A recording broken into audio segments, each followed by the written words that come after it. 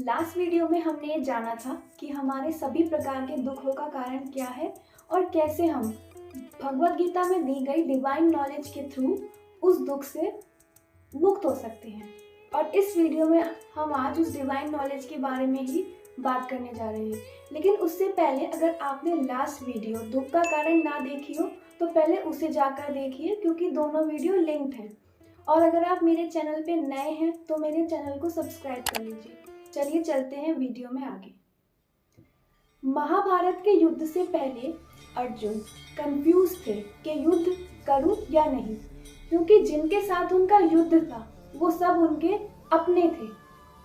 तो अर्जुन ने श्री कृष्ण के आगे सरेंडर करा और श्री कृष्ण ने इसी डिवाइन नॉलेज के थ्रू अर्जुन के इस कंफ्यूजन को भी दूर करा। वेद, उपनिषद और भगवत गीता में इस डिवाइन नॉलेज की शुरुआत होती है इस क्वेश्चन के आंसर से, जो है हु एम आई, मैं कौन हूँ। अपोलो टेम्पल के गेट के बाहर भी ये लिखा हुआ है, गनौथी साउथॉन, यानी कि नो योरसेल्फ, खुद को जानिए कि मैं कौन हूँ। You are more than this body, आपकी आइडेंटिटी इस बॉडी से बहुत ज्यादा है।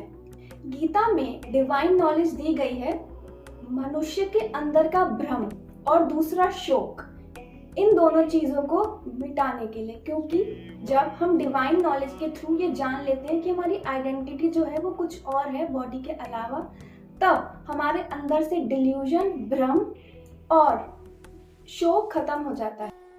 भगवत गीता के चैप्टर 2 के 12वें श्लोक में श्री कृष्ण कहते हैं, ना त्वे वाहम जातु नासम ना त्वम नेमे जनाधिपा ना चैव ना भविष्याम सर्वे वैमतः परम। श्री कृष्ण कहते हैं कि जिसे हम सब मैं और आई बोलते हैं वो बॉडी नहीं है, क्योंकि बॉडी तो टेम्परेरी है। तो जिसे हम सब मैं बोल रहे हैं वो क्या है, तो वो आत्मन है, ब्रह्मन है। आत्मन और ब्रह्म, जिसे हम सोल या सेल्फ या आई कहते हैं।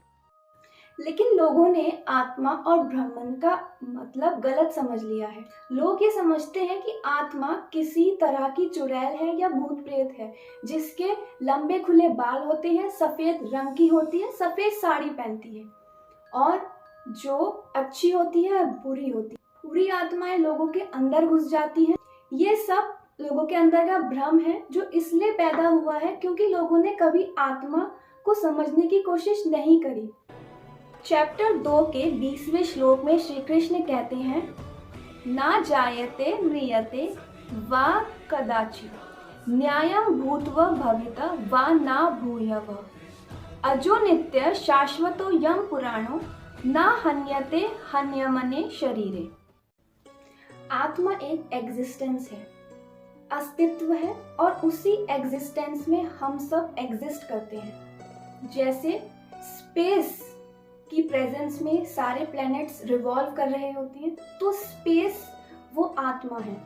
जैसे इलेक्ट्रिसिटी है, तो इलेक्ट्रिसिटी एक तरह से आप आत्मा की तरह समझ सकते हैं कि इलेक्ट्रिसिटी की प्रेजेंस में जिस तरह से इलेक्ट्रिकल अप्लायंस जैसे कि बल्ब, फैन, ये सब वर्क करते हैं, उसी तरह हमारी बॉडी भी आत्मा की प्रेजेंस में ही वर्क कर रही होती है। आत्मा हमारी बॉडी की कॉन्शियसनेस है, चेतना है। आत्मा खुद कुछ नहीं करती है, करती हमारी बॉडी है।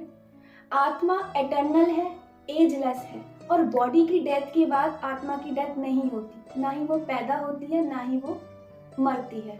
श्री कृष्ण कहते हैं, अव्यक्तो यम अचिंत्यो यम अविकार्यो यम उच्यते तस्मदेवं विदित्वैनं नानु शोचितं मर्हसि।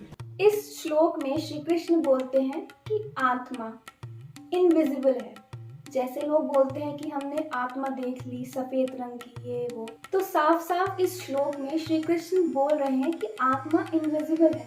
हम अपनी आंखों से आत्मा को नहीं देख सकते, और आत्मा इनकंसीवेबल है, यानी कि हम उसे समझ नहीं सकते। हमारे जितने भी ग्रंथ हैं उसमें ये समझाया गया है कि आत्मा क्या नहीं है, आत्मा क्या है, ये समझना और समझाना बहुत कठिन कार्य है। और आत्मा अनचेंजेबल है, यानी कि जो हमारा सेंस ऑफ एग्जिस्टेंस है वो जब हम छोटे थे तब भी वही था, जवान हुए तब भी वही है, और जब बूढ़े हो जाते हैं तब भी वही रहता है। जीवन में जितने भी सुख और दुख आते हैं वो बॉडी एक्सपीरियंस करती है। आत्मा अनअफेक्टेड रहती है, आत्मा को कभी दुख नहीं होता, कभी सुख नहीं होता।